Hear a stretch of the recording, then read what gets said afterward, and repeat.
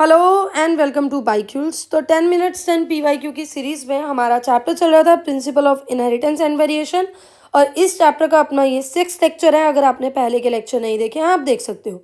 तो अपना first question है, the term linkage was coined bye. ये टर्म किसने कॉइन किया था?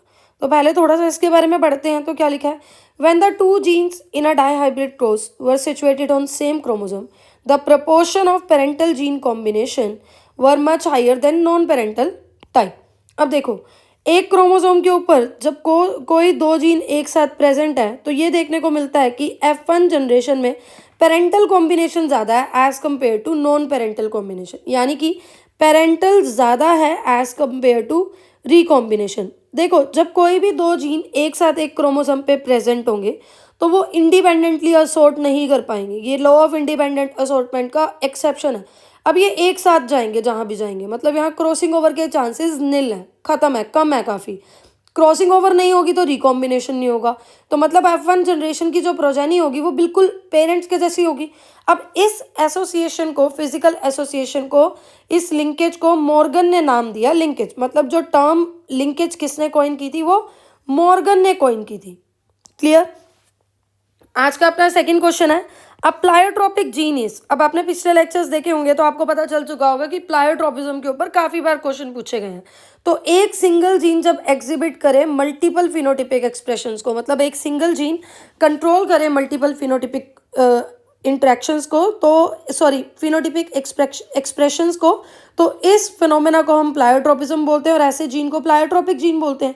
इसका एग्जाम्पल है एक डिसीज जिसको हम फिनाइल कीटोन्यूरिया बोलते हैं। क्लियर? अब देखो, प्लायोट्रोपिक जीन, इसके लिए ऑप्शन पढ़ते हैं, is a gene evolve during Pliocene, नहीं। Control a trait only in combination with another gene, हमने ऐसा भी कुछ नहीं पढ़ा।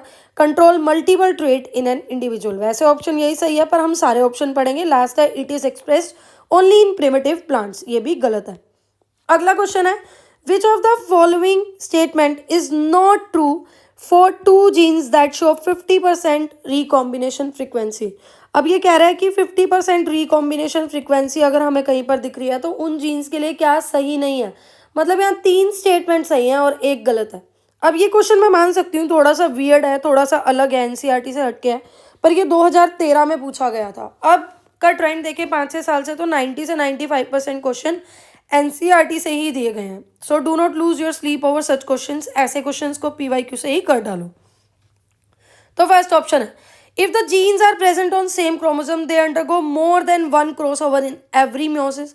अब देखो, हमें ये नहीं पता कि क्या गलत क्या सही है, पर एटलीस्ट सारी स्टेटमेंट पढ़ लो।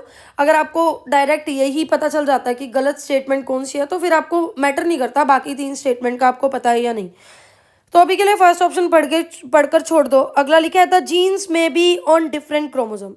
जीन्स जो होंगे वो डिफरेंट क्रोमोसोम पे होंगे। देखो, अब जीन्स अगर डिफरेंट क्रोमोसोम में है तो वहाँ तो क्रॉसिंग ओवर होगी, है ना, रिकॉम्बिनेशन के चांसेस ज़्यादा हैं, तो वहाँ तो हमें कम से कम 50% रिकॉम्बिनेशन फ्रीक्वेंसी मिलेगी। ये तो ठीक है।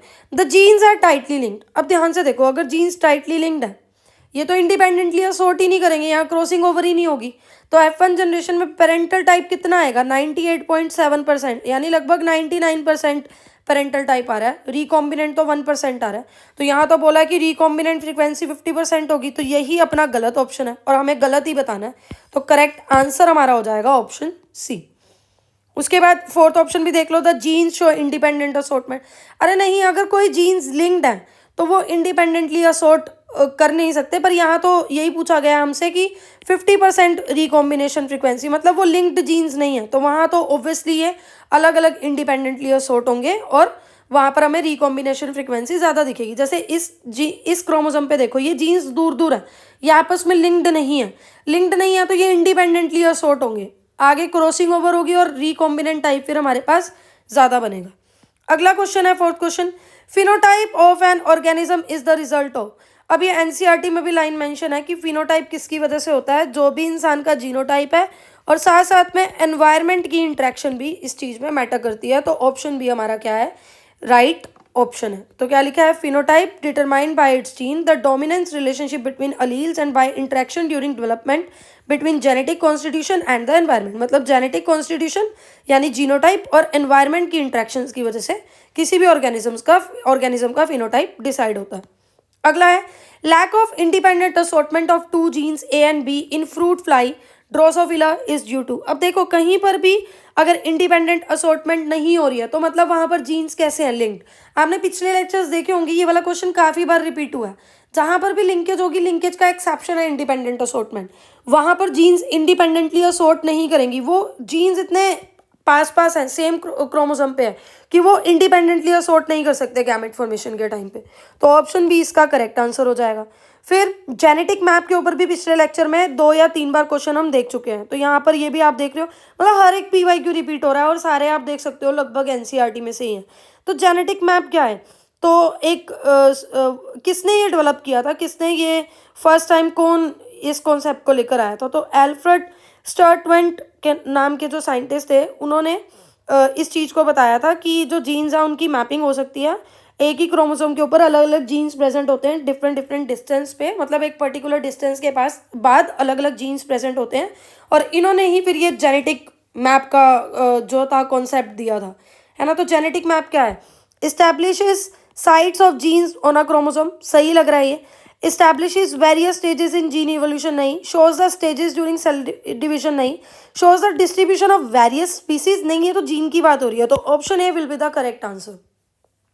अगला क्वेश्चन है when a cluster of genes show linkage behaviour दे।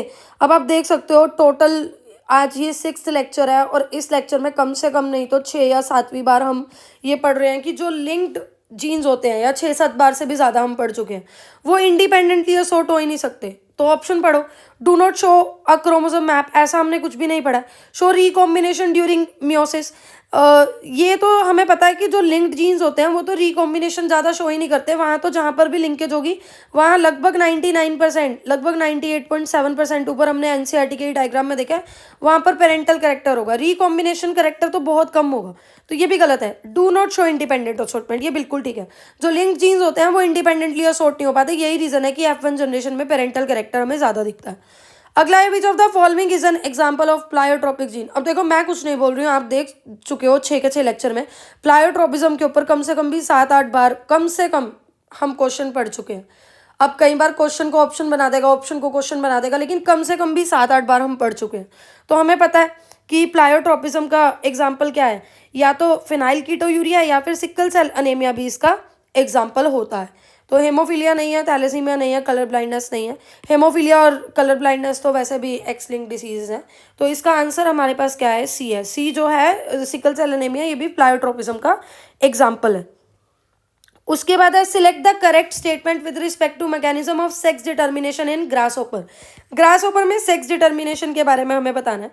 तो देखो grasshopper is an example of X O type of sex determination. Grasshopper में हम कैसी सेक्स डिटर्मिनेशन देखते हैं, तो यहाँ हम एक्स ओ टाइप की सेक्स डिटर्मिनेशन देखते हैं। उसके बाद क्या है, एक्स ओ टाइप मतलब कि जो मेल्स हैं उनके पास सिर्फ एक एक्स क्रोमोसोम है, और जो फीमेल्स हैं उनके पास पेयर ऑफ एक्स क्रोमोसोम है, मतलब फीमेल के पास तो सेम क्रोमोसोम है एक्स एक्स। यहाँ पर हमारे पास क्या है, मेल हिट्रोगैमेटी है, फीमेल हिट्रोगैमेटी नहीं है। तो ये पूछा हुआ है it is an example of female heterogamety, पहला ही ऑप्शन हमारा इनकरेक्ट है। तो अब आप देख सकते हो आपको सारे ऑप्शंस पढ़ने की भी ज़रूरत नहीं है, आप ए को कट लगा दोगे तो सारे गए। अब हमें आंसर तो अपना मिल चुका है, फिर भी हमें रिवीजन के लिए बाकी सब कुछ पढ़ना है। तो अब यहाँ लिखा हुआ है male produces 2 different type of gamete either with और विदाउट एक्स। बिल्कुल सही बात है, मेल्स जो हैं वो एक्स ओ टाइप के गैमेट, मतलब एक एक्स है और एक विदाउट एक्स, मतलब सिर्फ एक ही एक्स क्रोमोसोम है। फीमेल के पास दोनों सेम एक्स क्रोमोसोम है, तो यहाँ मेल हिट्रोगैमेटी है, तो बी तो अपना सही है। उसके अलावा total number of chromosome autosomes and sex chromosome is same in both male and female. नहीं, सेम नहीं है, मेल के पास एक एक्स कम है, तो ये भी अपना इनकरेक्ट हो गया। All eggs bear an additional X chromosome besides the autosome. All eggs bear, हाँ तो एक्स में तो हम देख ही रहे हैं ना, फीमेल के पास, मेल के पास सिर्फ एक एक्स क्रोमोसोम है और दूसरा नील है, फीमेल के पास एक एक्स्ट्रा एक्स क्रोमोसोम है, तो ये भी अपना सही है। तो बी और डी क्या हो गया, इसका राइट आंसर हो गया। अगला है हमारे पास सिलेक्ट द इनकरेक्ट स्टेटमेंट। हमें यहाँ पर इनकरेक्ट स्टेटमेंट बतानी है। वो बोल रहा है मेल फ्रूट फ्लाई इज हेट्रोगैमेटिक। अब आपको मैं मेल फ्रूट फ्लाई यानी कि ड्रोसोफिला के बारे में बता दूं, तो जैसे हमारा ह्यूमंस का केस है ना, वैसे सेम ड्रोसोफिला का यानी मेल फ्रूट फ्लाई का केस है। मतलब यहाँ पर हमें मेल हेट्रोगैमेटी देखने को मिलती है। मेल हेट्रोगैमेटी मतलब मेल के पास 2 टाइप के क्रोमोसोम है XY, फीमेल के पास सेम क्रोमोसोम है XX। तो ठीक है, ये तो सही है, male fruit fly is heterogametic, ये तो ट्रू है हमारा, हमें इनकरेक्ट बताना है। In male grasshopper 50% sperm has no sex chromosome. ये ऐसा बोल रहा है कि जो मेल ग्रासहोपर्स हैं उनके पास 50% स्पर्म्स में एक्स क्रोमोसोम नहीं है। तो ये आप देख सकते हो, जो ग्रास होपर है वो भी एग्जाम्पल है XO टाइप का सेक्स डिटर्मिनेशन का। इनके पास क्या है, मेल्स के पास सिर्फ एक एक्स क्रोमोसोम है, बाकियों के पास नहीं है, और फीमेल के पास तो XX। मतलब ग्रास होपर भी मेल हिट्रोगैमेटी का एग्जाम्पल है। बस ये है कि जो मेल ग्रास होपर है 50% स्पर्म्स के पास एक्स क्रोमोसोम होगा और बाकी के पास नहीं होगा। तो ये बी ऑप्शन भी अपना सही है, that in male grasshopper 50% of sperms have no sex chromosome. Next है इन डोमेस्टिकेटेड फाउल्स, यानी डोमेस्टिकेटेड फाउल्स मतलब फीमेल बर्ड्स की बात कर रहे हैं। यहाँ किसकी बात कर रहे हैं, फीमेल बर्ड्स की बात कर रहे हैं। Sex of progeny depends on type of sperm rather than egg. नहीं, मैं आपको बता दूं, जो बर्ड्स हैं वहाँ पर हमें फीमेल हिट्रोगैमेटी देखने को मिलती है। क्या देखने को मिलती है, फीमेल हिट्रोगैमेटी। मतलब यहाँ पर जो फीमेल है उनके पास 2 अलग सेक्स क्रोमोसोम होंगे, एक Z एक W, और मेल के पास सेम होंगे, और वो क्या होंगे, वो Z होंगे। तो ये अपना आंसर जो है वो गलत है, कि यहाँ लिखा हुआ है in domesticated fowl sex of the progeny depends on type of sperm. नहीं, स्पर्म के पास तो XX ही है ना, तो फीमेल पे डिपेंड करेगा। सॉरी, स्पर्म के पास तो यहाँ पर फीमेल बर्ड के केस में ZZ ही है ना, तो ये फीमेल पर डिपेंड करेगा, क्योंकि फीमेल के पास ZW है। फिर लिखा है human males have one of their sex chromosome much shorter than Y. हाँ, तो Y much shorter than other, तो जो सही है, ये जो वाई क्रोमोसोम होता है वो शॉर्टर होता है as compared to X chromosome. वैसे भी हमें ये पता चल चुका था कि सी ऑप्शन क्या है, इनकरेक्ट स्टेटमेंट वाला है। तो ठीक है, आज ये 10 क्वेश्चंस हो गए, आज के लिए इतना ही। डिस्क्रिप्शन में टेलीग्राम चैनल का लिंक है, उसको फॉलो कर लेना, मतलब सब्सक्राइब कर लेना। उसमें डेली हम 25 से 20 क्वेश्चंस डालते हैं, जिसकी रात को हम रिवीजन शीट भी डालते हैं, और वो काफ़ी ज़रूरी है आपकी PYQ की प्रैक्टिस होना, उसका एनालिसिस होना। उसके लिए मैंने ये भी कहा है कि सेपरेट रजिस्टर बनाना और उसमें पॉइंटर्स लिखते जाना। सो आज के लिए इतना ही। चैनल को लाइक कर देना, सब्सक्राइब कर देना और शेयर कर देना। Thank you so much.